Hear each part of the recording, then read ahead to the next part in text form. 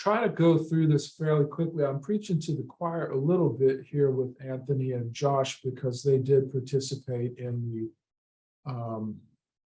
the planning charrettes that we did with Greater Portland Council of Governments and Principal Group, who was our consultant on the planning this summer. We had the town council has been working with the Maine Department of Transportation on redesigning the roads that go through the Gray Village, the corner of Shaker Road, Brown Street, Portland Road, Route 100, West Gray Road, Yarmouth Road, and trying to slow that intersection down and make it more friendly for people, especially people who have slower mobility, more difficult time crossing very wide streets. So we're continuing to work with them, but that's really part of what we're going to talk about today is why is that important and what can we do to advocate for these changes? What can Gray citizens do to advocate for those changes and get involved in the work that we're doing if you're interested? So I want to hope that other Gray residents will get involved and interested in the process as it unfolds. I have a feeling that when the plans are put out there in the public, that people will suddenly be very interested in hearing more about it. So you're getting a sneak preview, those of you who are on the call today. I want to start by just grounding us a little bit in the comprehensive planning process. And I'll talk about what a comprehensive plan is and talk about the comprehensive plan in Gray. I'm going to put this up on the screen. This is a copy of Gray's comprehensive plan that was finalized in 2020. The last comprehensive plan that was written in Gray was in 2003.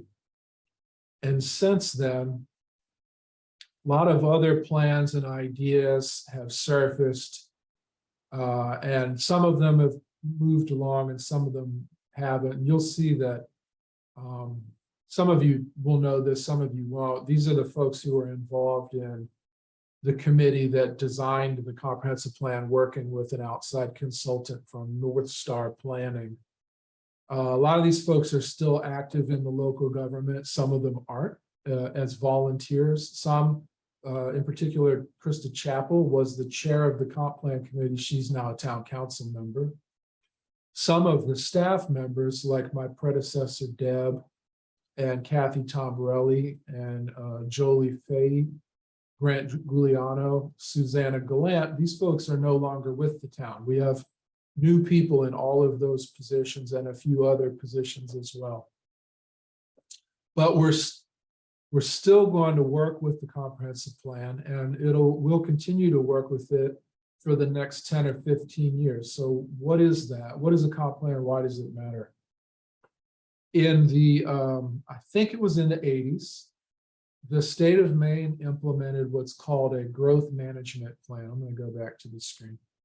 The growth management plan basically said, we don't want to sprawl all over the state and ruin all of the natural resources and beautiful places that make it a great place to live and visit. So we're going to suggest to local governments that they use zoning. Actually, it's not the 80s. I think it was the 60s. We're going to use zoning and land use laws and statutes to control the way that development happens so that we don't build beyond the capacity of the state and local government to maintain roads, provide services and schools to remote locations, and overtax the environment and the groundwater and surface water in the state. So, there was a lot of pollution at that time from manufacturing processes that dumped effluents into the rivers and lakes and ponds.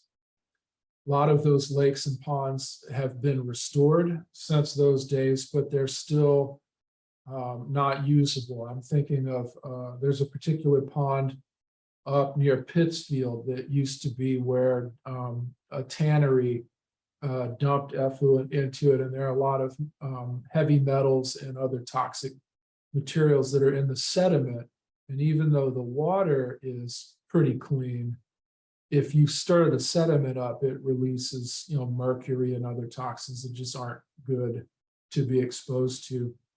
And many or all of Maine's rivers have been restored to at least like a B grade. You can sort of swim in them. You probably shouldn't drink the water a whole lot, but a little bit of exposure is not necessarily a bad risk. So we've made a lot of progress in the last 50 years. And part of the reason for that is municipalities are encouraged to submit a comprehensive plan that talks about how they're going to, what is their strategy for developing new business and real estate investment, but still adhering to the tenets of the Growth Management Act. And so we create local zoning and local ordinances to do that. And we say, you can do this use here. You can build housing here. You can build industrial and commercial uses here, typically along the existing highways and road infrastructure.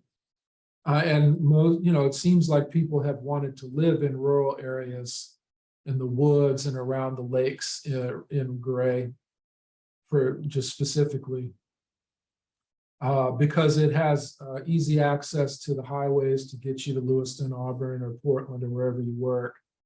But it also has that rural feeling that feels like Maine. So in Gray, we have a lot of residential uses in the more rural areas.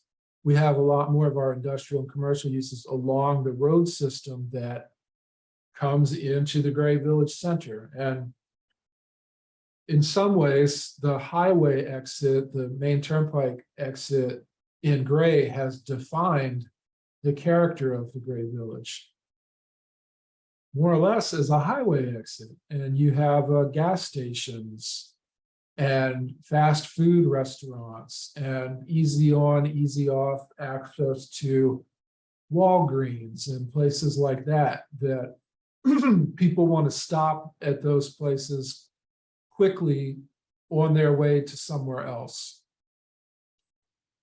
So for the previous, I'm going to go back to the document. And at any point, if anybody has any questions, please raise your hand virtually or call out if I've got a document on the screen, or just raise your hand in the screen if we're in gallery view, and I'll be happy to stop and answer questions. There have been several plans since the 2003 comprehensive plan was written. There was a village master plan that was written. It was an idea of building some housing along Main Street and some other community assets. That idea didn't really go very far. There was a Project Canopy, which is a grant funded program through the Forest Service to bring trees back to village areas and downtowns. Tree-lined streets really attract people. They look like safer places to walk. They offer shade. They offer, something in between you and a car that might be coming off the road at a fast rate of speed.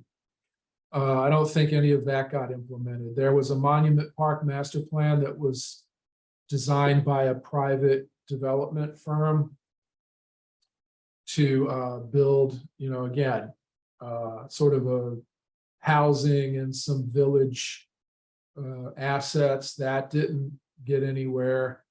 There was a GPCOG effort to pick up on a lot of these reports and come up with a plan for developing the Gray Village. That one didn't get off the ground.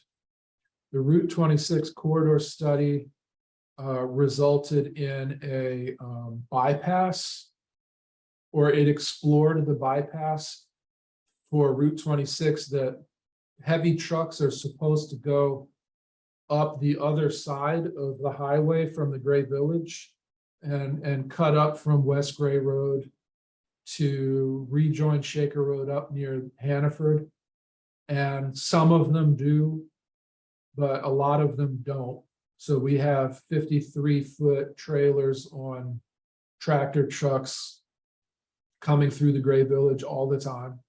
We have other refrigerated trucks, shorter length, like 23-foot refrigerator trucks, dump trucks coming from the quarries in Gray going to other places with construction materials.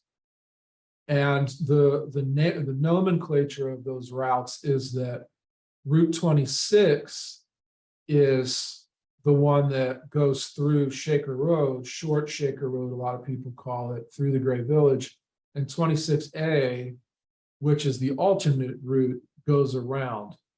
And we've explained to Maine Turnpike Authority and Maine Department of Transportation that it's really the other way around.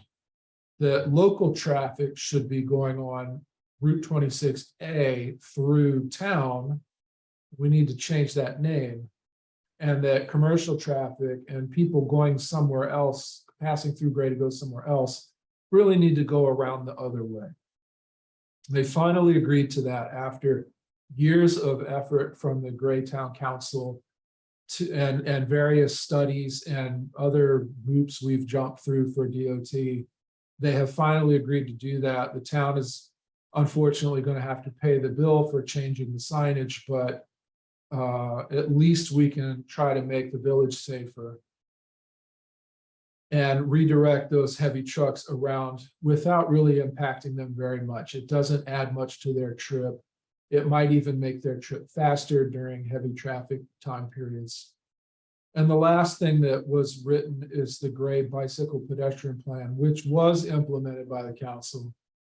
And the Bike Ped Committee, I don't think meets anymore, but their work was done, and we're starting to see the vision that they had several years ago, and the possibility for creating an environment that is friendly for bicyclists and pedestrians in the Gray Village. The comp plan document I'm looking at is available on the town website. I look at the summary, it's only 33 pages. The full version of the comp plan is 150 plus pages with other appendices and documents and a paragraph on the back of each one. And I rarely look at that one because it includes tons and tons of super useful information that I generally don't need to see. I know where to get it. If I need it, it's also available on the website, so you can find it too if you're interested in it. The top priorities were here at the bottom, focusing on the Gray Village and how do we make it easier for people to get from one place to another safely if they're not in a car. And the second one is to protect Gray's rural character and natural resources.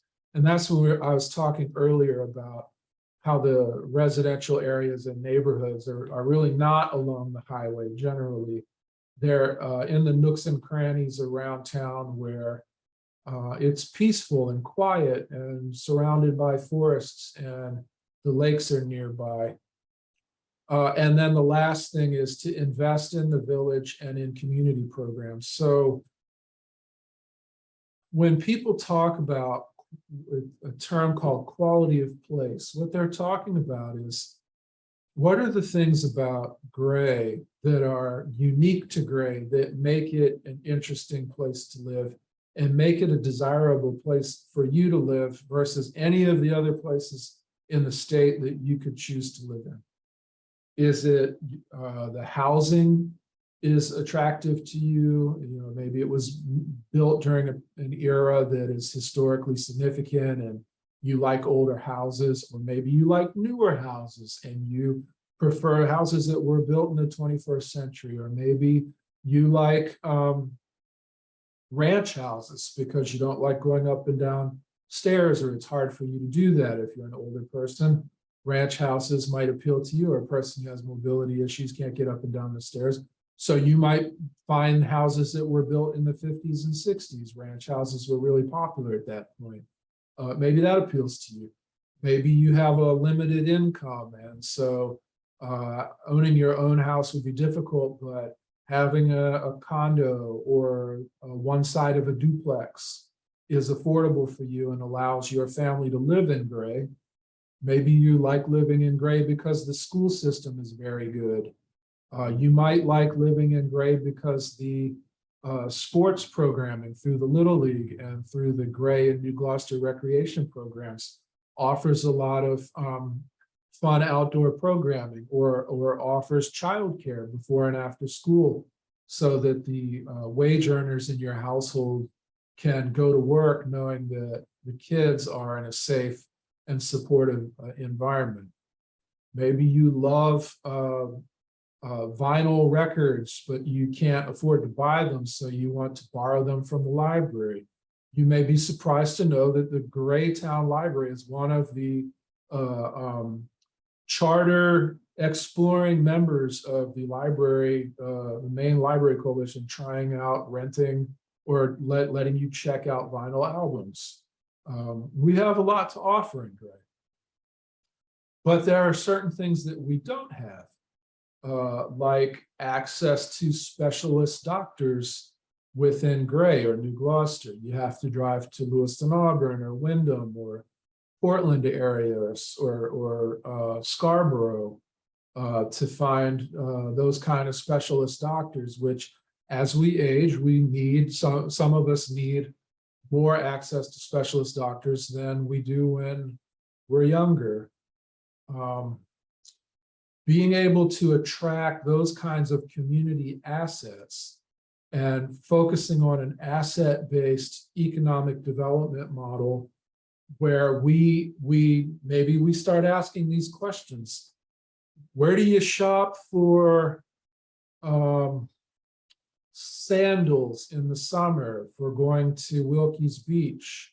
If you can't buy them in Gray, do you go to Windham? Do you go to South Portland? Where do you go? What are some things that we don't offer here that you buy, or places you go on a frequent frequently, that if we had here, you would shop there instead of driving to somewhere else? And if you're a Gray resident and you need access to healthcare, where do you go to see your orthopedic physician, or your heart doctor, or kidney nephrologist or kidney specialist? Do you go to South Portland, or do you go to Lewiston? We're looking at all of these things as supplements, not just talking about being able to safely cross the street. That's really important. But also talking about, if I'm going to cross the street, what am I crossing the street for? And so we're looking at revitalizing and reusing the village to create an environment that's attractive for new businesses and for developers who want to build new commercial space, new residential space, to give them a palette and a canvas to work with that they understand and that they think is attractive to other people, because for them, people equates to money, and people go to places where other people are, and people go to places that feel safe and welcoming and inviting. And developers tend to want to invest their money, and businesses tend to want to locate their businesses in places that people are excited to be in. That's really what, aside from public health and safety, which is super important, aside from wanting to create safe streets so that people, I remember when I was a kid, I was a free range kid, and I got on my dirt bike at like 9 in the morning, and I came home at 5 o'clock in the afternoon, and I was covered in dirt, and scratches, and I was hungry. And my mother was just glad that she didn't have to deal with me all day. But I just hung out with my other friends and we rode all over town. This was in a suburb of Baltimore. I never felt unsafe, but nowadays people do. And nowadays traffic moves way faster and cars are somewhat heavier and people are texting while they're driving. And parents don't feel safe letting their kids ride their bikes through Gray Village. And I don't blame them. And older people don't want to cross the intersection from the Gray Center, the big brick building, across the street to the Pizza Place, because it's 80 feet from one side to the other, and the traffic signal only gives you about 10 seconds to cross the street. I don't like crossing that street. So what we're talking about is all of that stuff, but we're also talking about the affordability of the local government for the citizens of Gray into the future. This is a long-term fiscal responsibility investment where our planners are going to work with the DOT, some consultants who we've been working with, the principal group and others, to help us revitalize the village, increase land value, not just the value of the stuff that's built on it, but the value of the land also underneath that, to support that new investment, because that new investment is part of the tax base that helps support the local government. And without that sort of that growth in the tax base, the local government, as we offer it today, will become more and more difficult for residential citizens to afford. Your taxes as a resident, as a property owner of a house, will go up because our costs at the local government at Town Hall go up every year. The cost of employment goes up every year. Last year it went up precipitously because the consumer price index went way up. The cost of vehicles, maintenance, supplies, insurance goes up every year. And we are, because we have no other form of revenue as the local government, we have to pass those costs along to the tax base. If the tax base is all residents, residents are paying the taxes. If we can attract new commercial and industrial businesses and that kind of development, those folks can build the cost of that into their operating budget. And some people would say it's a lot easier for them to budget for that than it is for some of us, especially an older person who might be on a fixed income. You can't really build it into your budget to have a $300 a year increase in your taxes as easy as a business might be able to. So that's really the super broad strokes about planning and the comprehensive plan and why we do all of that stuff. And so the priority for us right now is to focus on redesigning the Gray Village because we want to attract that type of commercial and business investment. Once that's been done, we're going to branch out into the neighborhoods and look for ways to make connections for residents like you to be able to get access to those resources.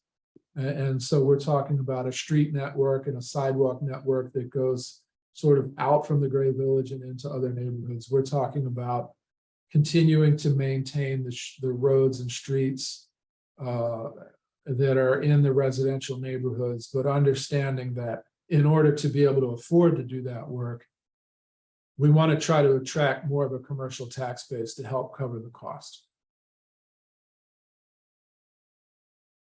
Does anybody have any questions about any of that? I'm going to move more into a conversation about the village. And if you have questions later about what I just talked about, please feel free to bring them up. So the town council sets goals for me, and I set goals with the department heads on the things that they can do to help the council be successful in meeting these specific action items that are in the comp plan. And there's several pages of these specific things we need to be working on. And then there's even broader, oh, sorry, let me share my screen. these are the action items that are in the comprehensive plan.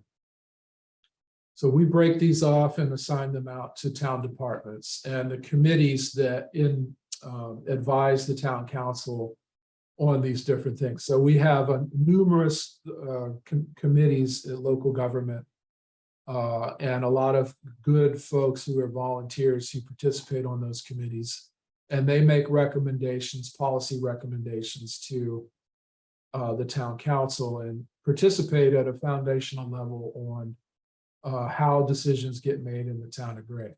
So if you or anyone you know is interested in getting involved without the full commitment of becoming a council member, there are plenty of committees here that have a broad range of interests, and I would encourage you and welcome you to volunteer or put in an application to be on one of these committees if they interest you. I'm going to shift gears now and talk about the recent planning effort that we've conducted here at the town.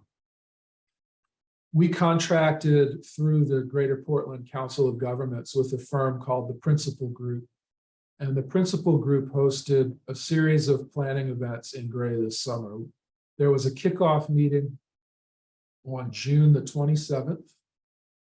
And we talked about just in general what we were going to do and how we were going to involve the community in the planning effort and what the just sort of broad strokes about what the goals were. And the goals were to help the town council present to the department, the main Department of Transportation, a street design plan that they could use. They're going to be rebuilding Yarmouth Road and Main Street, repaving it and fixing some failing infrastructure underground. They're going to be doing that work anyway. So our proposal to them is, while you're in there doing all that stuff, here's what we would like our streets to look like. We know you're just really focused on the travel lane portion of it, but while we're doing all this, the town would like to tag on with you, ask for your help designing this, and then we'll pay for our share of it. But we'd like to ask you, DOT, to contract the work out and get it all done as one big project. And we've done that. The DOT does that in lots of local communities. When I was the city manager in Hallowell, we rebuilt Water Street. You may have heard about it in the news, or you may have tried to drive through Hallowell in 2017, 18. Over the summers, the road was repaved. There was a giant crown in the road for 50 years of repaving, so that if you parked your car down here and opened your door, it would like hit the curb because it was so slanted. And UPS trucks would pull into the parking lane, and the top of the UPS truck would hit the poles, the light poles. And so they flattened that out. They raised the sidewalks up so that people with mobility issues, the step was a lot lower to the storefronts. And we could have done more with that. Some of the storefronts ended up having a flat entryway, which is great, so long as the water flows away from it. Some of them still have high steps. And one of the ideas that I had hoped we could promote there was to buy removable steps, you know, for like a wheelchair or somebody who had a walking assistant like a walker or something like that. So you could put that out if somebody needed it and then take it back up if you did it. We never got around to that, but those are the kind of ideas we're talking about. So the council and Principal Group, we sent out a bunch of postcards, and you may have gotten a postcard in the mail inviting you to participate in the planning of that. And for those of us who weren't there, it looked kind of like this.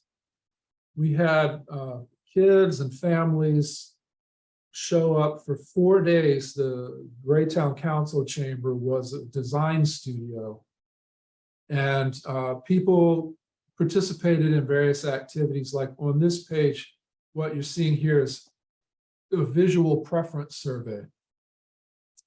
And all of these panels that I'm going to show you are at the Gray Public Library. If you're interested in seeing them, we're going to they're not up just yet, but we're going to display them for folks to look at. People put a green sticker on things that they liked the look of, and it was mostly park space, beautiful old construction buildings, tree-lined streets, big plazas, and outdoor spaces. And they put red dots on things that they didn't like. And that was generally modern-looking, brutalist architecture buildings, just big faces of, sides of buildings or walls that weren't very inviting for people. Pavement, big street structures, road structures that don't look very friendly to folks. And then we had some sessions where we met with particular interest groups. Like we had a session for older people and the challenges that they face that are not necessarily unique to them, but are acutely difficult for them. And the Maine Council on Aging was there and participated in that discussion to talk about those specific needs. We had a meeting with the property owners in the Gray Village and the business owners in the Gray Village to talk about their needs. And the planners, this gentleman right here, I don't know if you can see my cursor, this gentleman here, Russ, was one of the planners. He talked with people, got their ideas, and then he started making drawings. And there were four to 6 or 7 planners working at any time. And a big part of what they did was ask what if questions and talk to people about, would you like this or would you like that? Tell me why you would like that. Why does that matter to you? Why is that valuable to you? And they tried to distill those ideas down into a picture of what the Gray Village could look like versus what it looks like now. So in this particular picture is a picture of, can you see my cursor moving around? Okay, so this is the Gray Corner, simplified. Whereas right now there's like 5 lanes of traffic here, 3 going in and 2 coming out. There's slip lanes all around here where if you're trying to cross the street, somebody wants to make a right turn, they're looking at the traffic from the other direction. They're not looking at you getting ready to cross the street. So squaring off these intersections is one of the important things that they did. But then up here, look up here. Right now, this is where the Cumberland Farms gas station is. So these ideas might be 50 years from now. We don't know.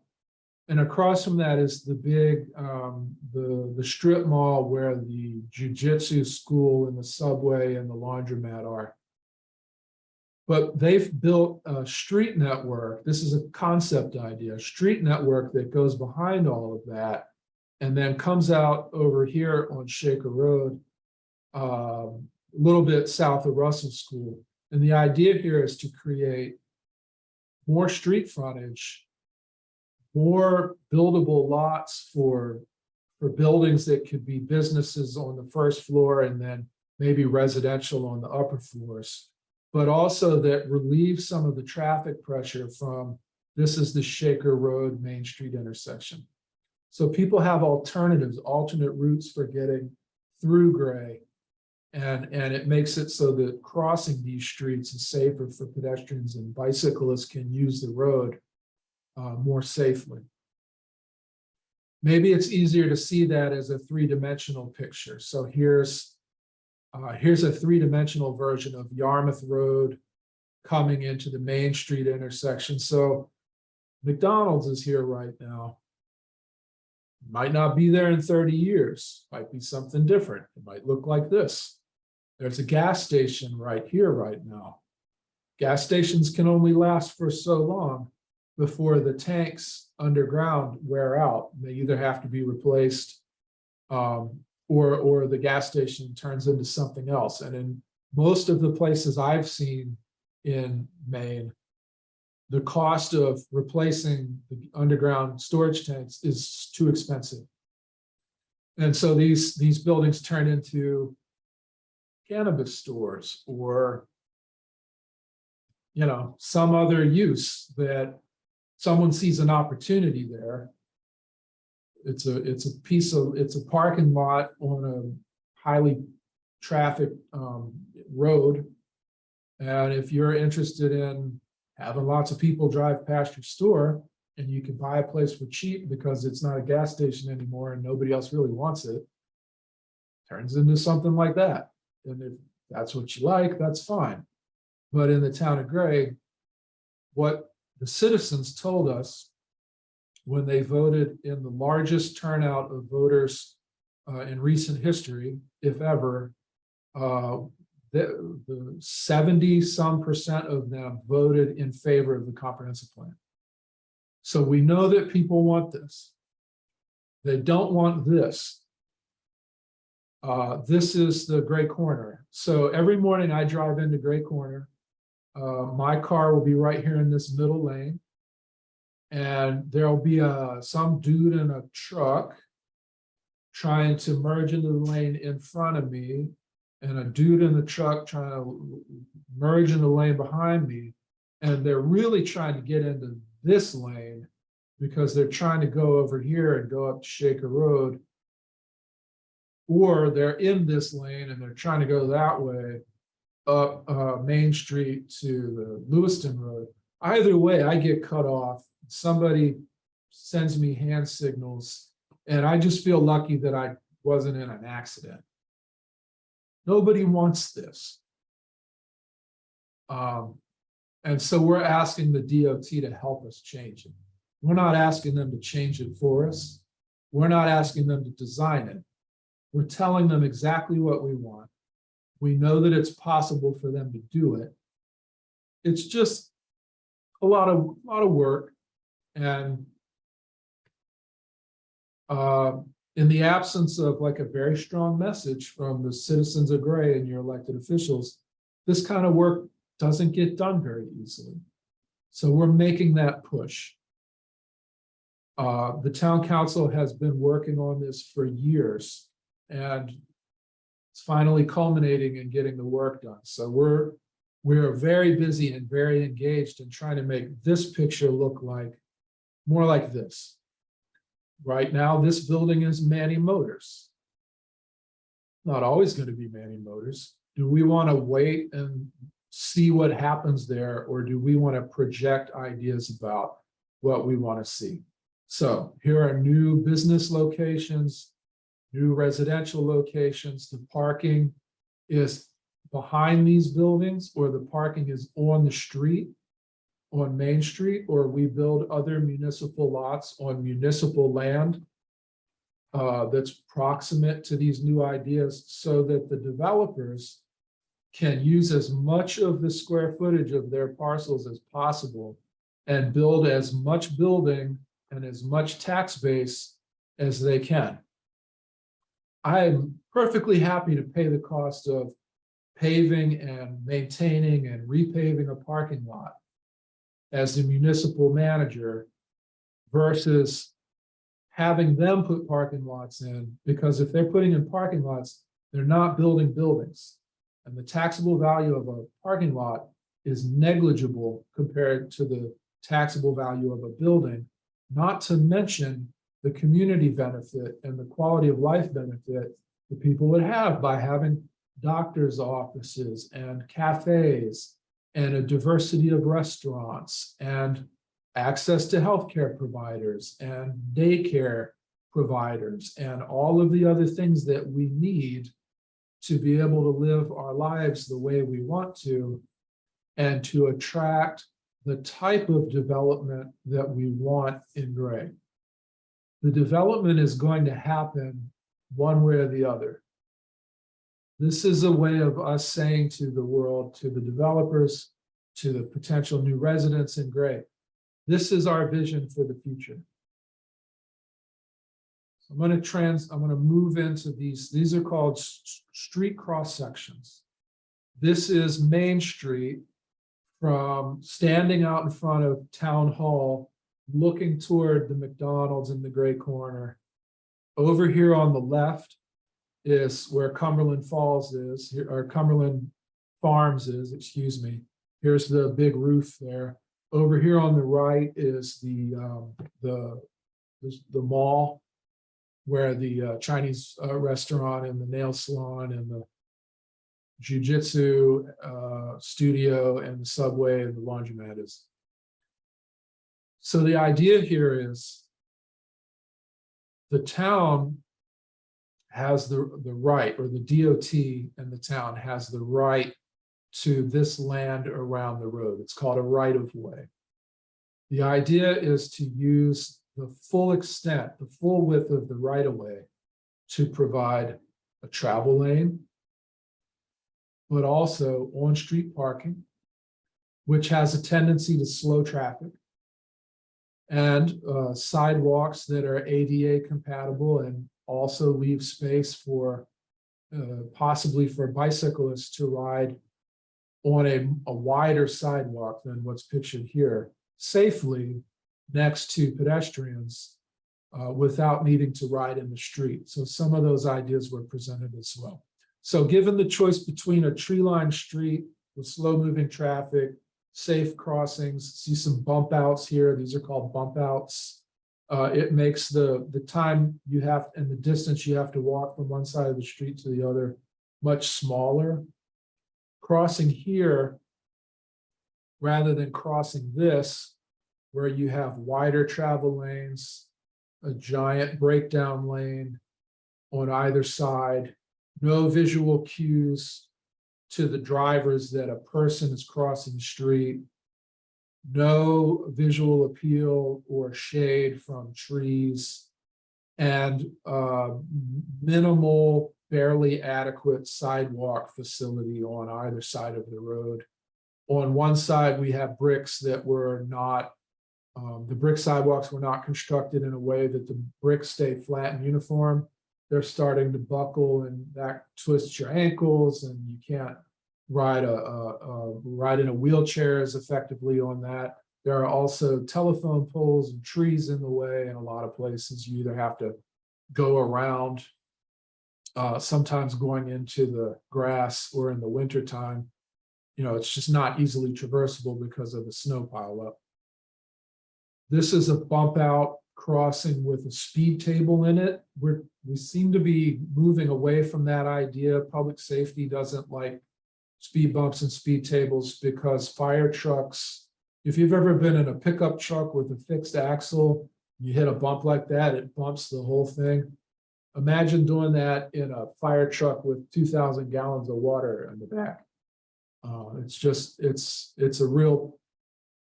It's not just an inconvenience for them. It's very hard on the equipment, and it's hard on the firefighters. So we're maybe moving away from that and moving toward more visual cues that will slow traffic and make it safer for crossings.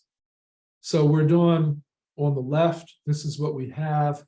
On the right, here are some ideas about what we could have. There's another one. Here's an alternate view with, I'm going to try to blow this up a little bit. Here's an alternate view with a protected bicycle lane on one side. It's called a cycle track. We're probably not going to start out with a cycle track in gray, but if we've occupied the full width of the right-of-way over time, if we discover that we don't have as much vehicle traffic, as many cars in gray, but we have more bicycle riders, we can always somewhere down the line make that change. So long as we're using the space, these ideas will evolve over time. So here's another picture of that with the cycle track on it. It's important to provide bicycle pedestrian alternatives that are safe, but it's also important that there are places for people to ride their bikes to and from or walk to and from. So over time, as we cultivate our local economy and build more residential housing in and around the Gray Village, there will be more places to go to and more places that we're coming from. And maybe once that exists, we'll have less local traffic, we'll have more bike ped traffic, and we might want to consider something like this. But this is not for today. This is for in the future, I think. Here's another version. So in these concepts, the bicyclists share the sidewalk space with walkers. So here's a dedicated bike lane. It could be as simple as paint on a cement or a poured concrete sidewalk. It doesn't have to be brick. The council seems to be shying away from brick, even if it's laid down correctly so it doesn't buckle. So that's one of the questions we're going to talk about with the DOT when they come visit with us. On September 15th, which is next Thursday, we have our next meeting with them. And that's more of a staff level meeting. But on the 20th of September, we're having a town council meeting with the presentation of the final version of these drawings with the principal group. So these are just sketches. When principal group comes and presents to the town council at their meeting on the 20th, they're going to give us a final draft version. We're going to take these ideas to the DOT and basically tell them, we want you to integrate this into your plans for the road. Use our cross sections.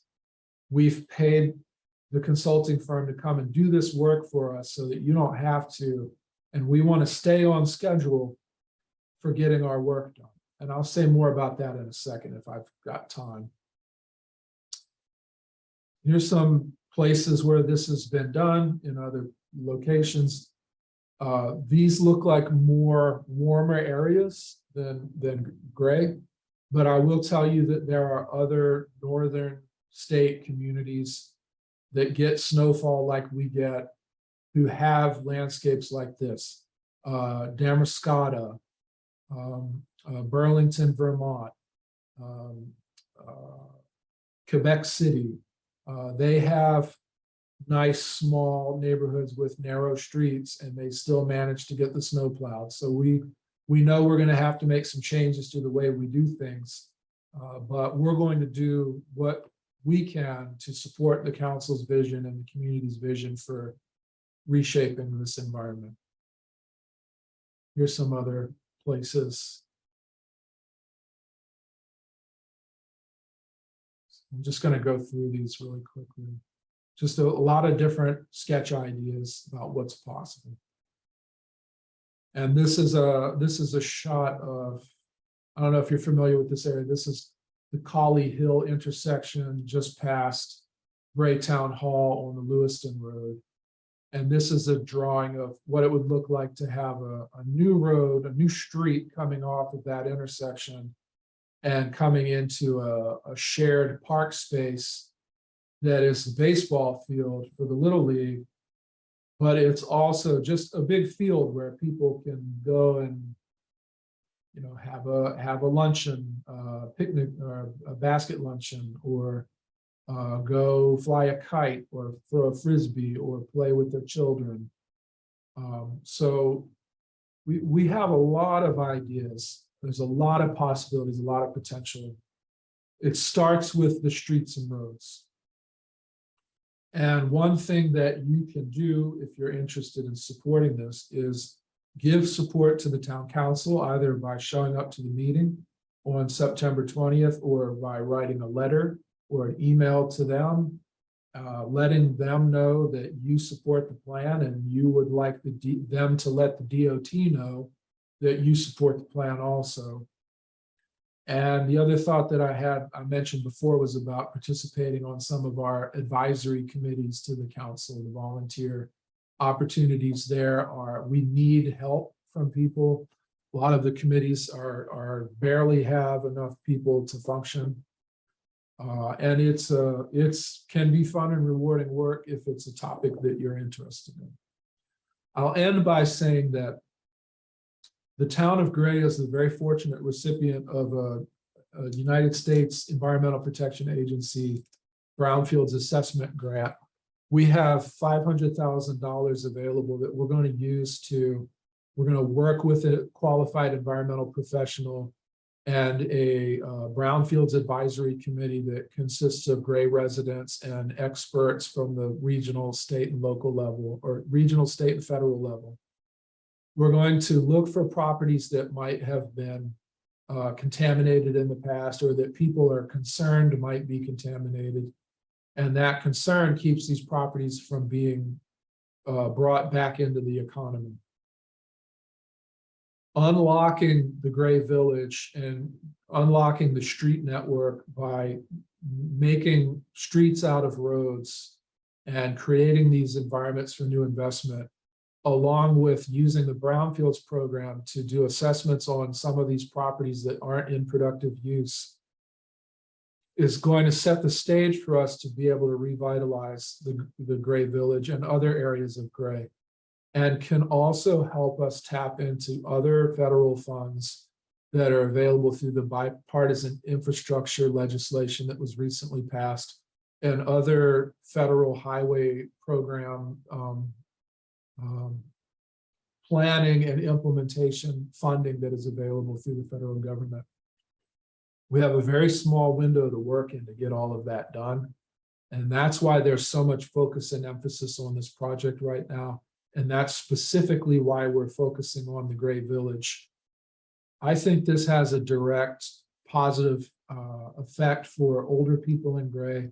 And I think it will help us in the medium term attract more assets and resources to support you and directly support your lifestyle and make it easier for you to remain Gray residents over time.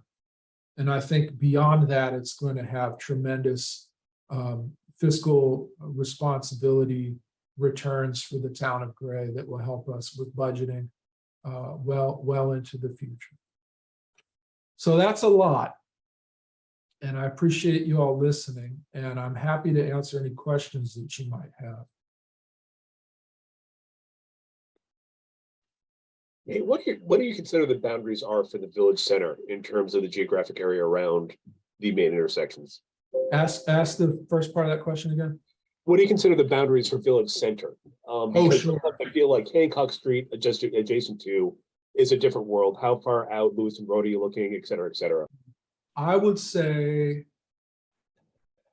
the roads, we call them the artery roads. The artery roads, Yarmouth Road, Shaker Road, Lewiston Road, Portland Road, West Gray Road, from about Hancock Street, Brown Street on that end on Yarmouth Road, to Colley Hill Road on the Colley Hill Road intersection on the Lewiston Road, to the Gray Park circle on Shaker Road and Fiddleheads, and then the Center Road. There's no intersection across Center Road to Center Road across Main Street, but there should be, and there will be in the future. That is what I would call like the core of the Gray Village. But then the neighborhoods just beyond that, like Josh, like Hancock Street, the Avesta senior housing facility there that is about to be expanded for another 20 some units. And then up Yarmouth Road to the top of the hill there, there's some there's Beehive and I think Apple Tree Estates, and those extended neighborhoods. Those are the residential neighborhoods that we want to create easier walkable access to the village. So I think phase one is just that core, and then phase two is we look at Gray Plaza on Route 100. We look up Shaker Road to the top of the hill where Mary Acres Farms is. You know, the highway is really a hard dividing line for us, but there's a lot of land across the street from the cemetery where the Sunoco station is, and there used to be a house over there. The Turnpike Authority bought a big piece of land there and knocked the house down. We don't know what they're going to do with it, but those parcels and Center Road going down maybe to a half a mile or so to where if Village Turnpike Road extended over to Center Road, about to there is where I think that second wave would be. Kurt. Good afternoon. In your drawings, it looked like the utilities were mostly going to be underground. Is that correct? That's one of the ideas that we're talking about. So let me pull one of these drawings up. It's hard to draw utilities, so it could be just as well that, let's see here. Could be just as much that the artist just didn't want to include it in a draft, but we had talked about burying the utilities from basically Grayville, the Gray Corner up Main Street to Collie Hill or so. That's fantastic. It's a huge public safety issue to have all those telephone poles and power lines up above. Yeah. And they fall down. And Yeah. if we have a fire in town, then I don't know where we put our apparatus to fight the fire because power lines come down. Yeah, it's a design issue. It's a design issue for sidewalks. They're ugly.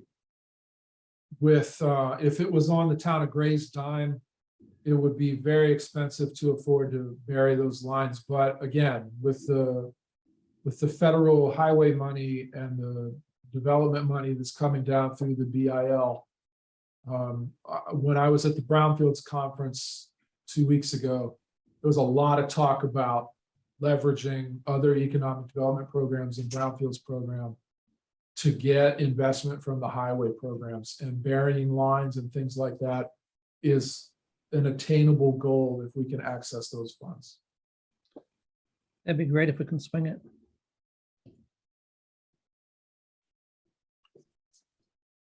Well, I appreciate everybody listening. I hope that my presentation stitched some things together and helped clarify why we're doing what we're doing. I realize that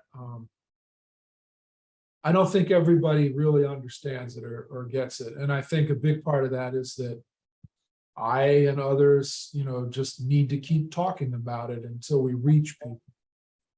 And I'm looking for those opportunities to talk with folks and help them answer their questions and help them see the vision the way that I'm looking at it, and to listen to their feedback and incorporate, their thoughts or where they disagree into our planning. So please let me know if you're aware of any